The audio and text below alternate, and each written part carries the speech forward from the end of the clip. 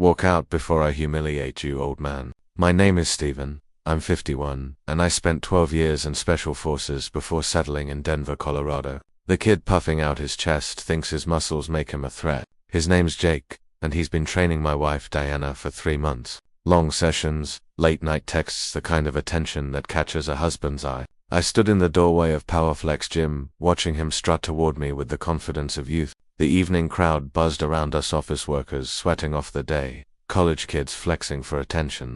Everyone sensed a showdown brewing. "You're not enough for her," Jake said loudly, drawing eyes across the gym. He wanted a spectacle, witnesses to see him shame the old husband who couldn't keep his wife happy. I stayed silent, walked to a bench, and sat to untie my work boots. The worn leather laces were reliable, like everything I valued. Jake followed, emboldened by my quiet, mistaking it for weakness. "Diana's told me all about you," he said, posing where the mirror caught his angles. "How you've let yourself go.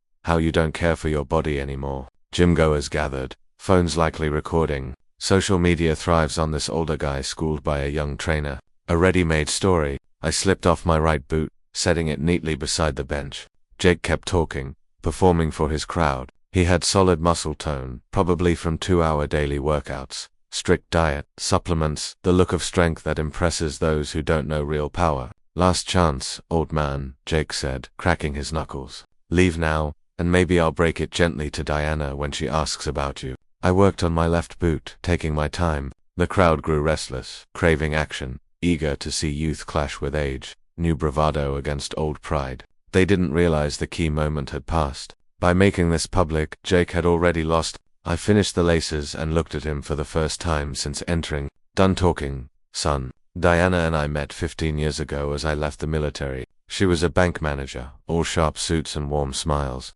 Her confidence, her calm with tough clients, drew me in. We married after 2 years, bought a Highlands ranch house, planned for kids that never came. Special Forces taught me to read situations, spot shifts. Diana's patterns had changed for months longer gym hours, flashier clothes, a distance in her voice. I mentioned it once, gently. She called it midlife fitness goals. Jake Rodriguez crept into our talks first as her new trainer. Then Jake says this workout's better. Then late-night texts, she said, were schedules. I'd been in enough war zones to know when someone was probing my defenses. 3 weeks ago, I drove by the gym during her session time. Her car wasn't there. She later claimed she'd switched to mornings, but her gym bag sat unused in the closet, and she came home smelling of perfume, not sweat. I started watching closely, like tracking insurgents in Kandahar. She showered right after getting home, despite claiming a gym shower. Her phone was face down at dinner, a new habit, small signs, but consistent.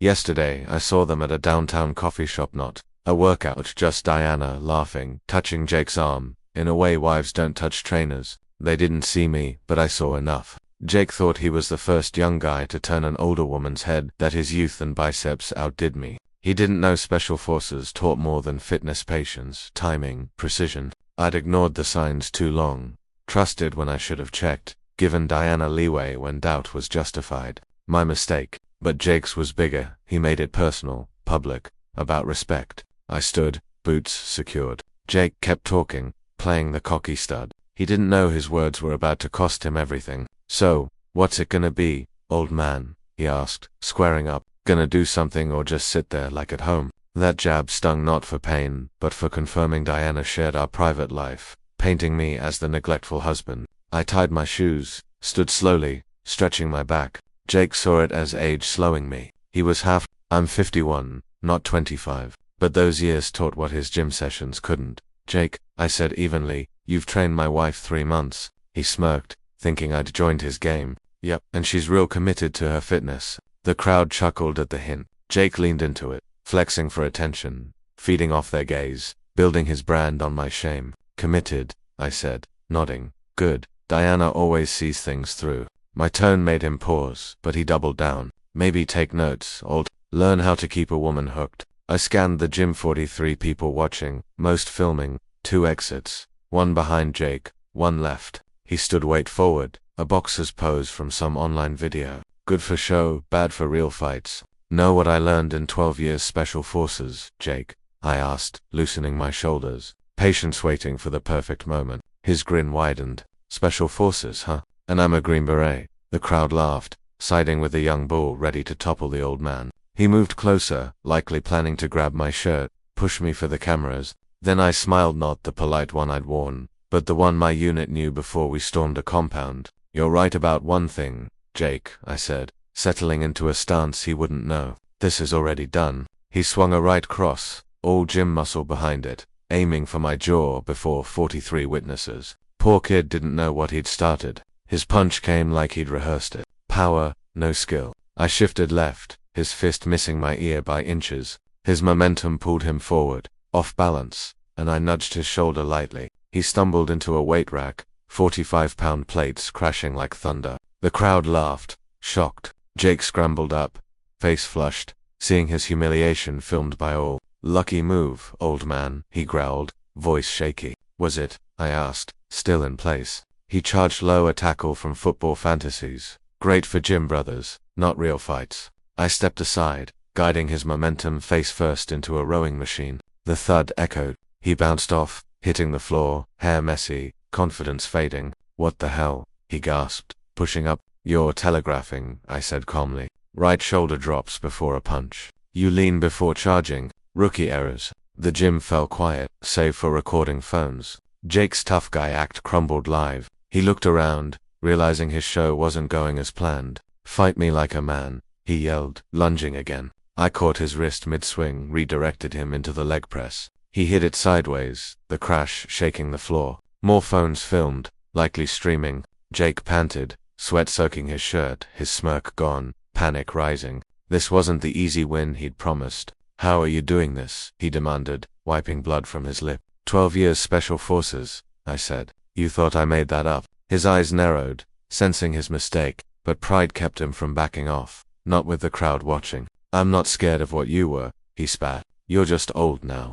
He swung a wild haymaker, a headshot if it landed. I ducked, let him spin, and nudged him toward the dumbbells. He crashed into the rack, weights rolling, members scattering, laughter growing. "Stay down, son," I said. "You're embarrassing yourself." But Jake's Gym Alpha image was shattering. He needed a hit to save face. He grabbed a 15-pound dumbbell, swinging it like a club. The crowd gasped. This was dangerous now. I stopped playing. I caught his wrist, pressed a nerve cluster from combat training. His fingers numbed, the weight thudding to the floor. "Attempted assault with a weapon," I said quietly, holding his wrist before 43 witnesses. "Sure, you want that path." Jake paled, struggling against my grip. Military training versus gym workouts. No match. "Let go," he whispered. "Fight gone." I released him, stepped back. "Want to know what I really learned in Special Forces, Jake?" I said, loud for all. "Reading people, spotting threats, knowing when someone's feeding info to the enemy." The gym was silent, music barely audible. "I've watched you and Diana for 3 months, I said. "Coffee dates, not workouts. Late texts about schedules, her double showers, phone face down at dinner." Jake's face whitened. He hadn't expected this aired. "Diana shared our private life, didn't she?" I pressed. "How I work late, how I'm distant, how our marriage lost its spark." Jake looked for an exit, but the crowd's phones trapped him. "What she didn't tell you," I said, "is I work late to pay for her mom's cancer treatments. Research specialists, handle insurance for Ellen's care." Silence stretched. Jake's breathing hitched. "Diana doesn't know yet," I said. "I planned to surprise her once it was set. But she deserves the truth about us both." I pulled out my phone, called Diana on speaker. The ring echoed. "Steven," Diana answered, clear. "Leaving the office. Everything okay?" "I'm at Powerflex," I said, eyeing Jake. "Talking with your trainer." A pause. "Oh, I can explain." "No need," I said. "Jake's been enlightening, telling everyone about your fitness commitment." Jake shook his head, mouthing no. "Steven, please," Diana said, tense. "Let me come talk privately." "I think we're done," I said. "Jake's been telling folks he's man enough to take your husband, right, Jake?" Jake looked sick, the crowd eating up his downfall, phones rolling. "Diana," I said, "find a new gym. Jake, maybe a new job." I hung up. Jake backed toward the exit, reputation in tatters. "Where are you going, Jake?" I asked as he reached the door. "Thought you wanted to shame me." He froze, trapped between his ruined image and fear of worse. The crowd kept filming. "This is over," he muttered, barely audible. "Just leave me alone." "Oh, it's over," I said. "Not how you planned." I stepped closer. He pressed against the door, The bold trainer, now a scared kid. No, what's next? I asked casually. Those videos are uploading. Social media's fast. Jake glanced at the phones, grasping the mess he'd made. By tomorrow, every Denver gym will know Jake Rodriguez, the trainer schooled by a 51-year-old, I said. The guy who couldn't touch someone old enough to be his dad. You set me up, he whispered. No, son, you did that yourself. I just let you run with it. The crowd loved it. Jake's fall filmed from all angles. One last thing, I said. Check your contract. Gyms don't like trainers messing with married clients. Bad for business when it's public. Jake's face went gray. He hadn't thought of that. Please, he started, but I raised a hand. Consequences don't care about please, Jake. You chose to go after a man's wife, to shame him publicly. Now you live with the cost. I stepped aside, clearing his path. One tip, I said. Next time you target a man, know who he is first. Jake fumbled with the door, desperate to flee. Diana burst in, face flushed. Stephen, wait, she said, then stopped, seeing Jake's split lip, messy hair, defeated eyes. What happened? She asked. Your boyfriend tried teaching me a lesson, I said calmly. Didn't go his way. Diana looked between us, the filming crowd, the scattered weights. Jake, she said, uncertain. Jake couldn't meet her gaze, his alpha image gone, just a kid in over his head. This isn't how I wanted you to find out, Diana said, voice small. Find out what? I said. That my wife's cheating with a guy who can't land a punch. Knew that months ago. Jake pushed past her, fleeing. Diana stood, exposed before 43 witnesses. Stephen, please, she said. Let me explain. I shook my head. No need, Diana. I get it. I walked past her to the front desk, where the manager stood, jaw dropped, having seen it all. Review your trainer policies, I told him quietly, and maybe get better insurance. I turned to Diana, frozen amid the filming crowd. Diana, I said, loud for all. Divorce papers are on the kitchen table tonight. My lawyer has photos of your coffee dates with Jake, plus texts. Private investigators do wonders in 3 weeks. Her face paled. You hired a detective. Special forces taught me to gather intel before engaging, I said. Your boyfriend thought this was about muscles and attitude. You thought I was too old to notice what's happening in my own home. Diana looked around, realizing her affair was public, spreading online. The house is in my name, I said. The cars too. I closed our joint accounts yesterday, moved the money leak. You can't do this, she whispered. Already done, I said. And Diana asked Jake about his job. Powerflex doesn't like this kind of publicity. I glanced at the gym, Jake's towel and bottle by the weight rack where his downfall began. Enjoy your workout, I said, and stepped into the Denver evening air. 6 months later, I sat in my new downtown Denver apartment, reading the morning paper over coffee. A business section story caught my eye. Powerflex gym closed after viral videos tanked its reputation, losing clients. Jake Rodriguez tried other gyms, but the footage of him outmatched by a man 20 years older haunted him. Last I heard, he worked at a supplement shop in Aurora, his fitness influencer dreams crushed by 30 minutes of video. Diana moved in with her sister, post-divorce. She fought for half the house, but her affair's evidence killed her claim. Colorado's no-fault divorce laws didn't erase adultery's weight in asset splits. I'd started running again, rediscovering Colorado's trails at Washington Park, the mountains.